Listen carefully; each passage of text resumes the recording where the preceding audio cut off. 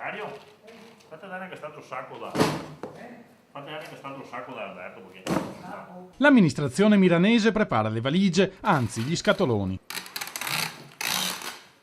Dopo le dimissioni di 11 consiglieri, la maggioranza più uno, il sindaco Roberto Cappelletto è ufficialmente decaduto. Oggi l'ormai ex primo cittadino era assente per non meglio precisati impegni. Al segretario generale il compito di accogliere l'inviato del prefetto Vittorio Capocelli, già commissario a Chioggia. Il commissario ha tutti i poteri, e tutte le responsabilità.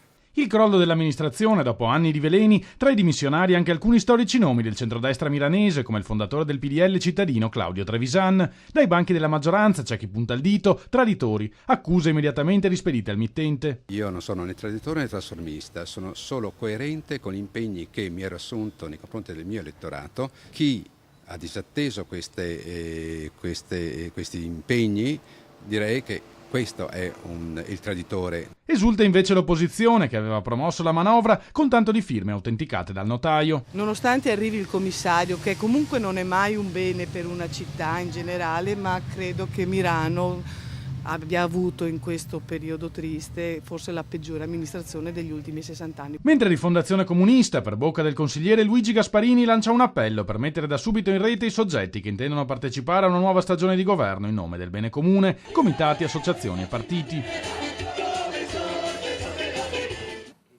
Sogghigna il vice sindaco uscente Alberto Semenzato mentre riempie gli scatoloni nel suo ufficio.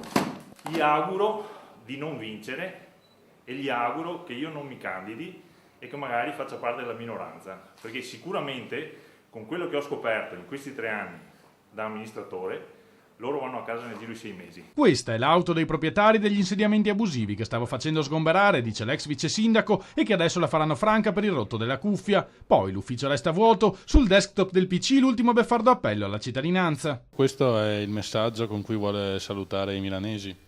Sì. Do il mio caloroso saluto a tutti i cittadini milanesi perché appunto come dice il manifesto della Lega Nord ci pensino perché Milano potrebbero finire come gli indiani d'America. La prossima volta, comunque se ci sarà una prossima volta, potremo vedere la bandiera con il leone di San Marco.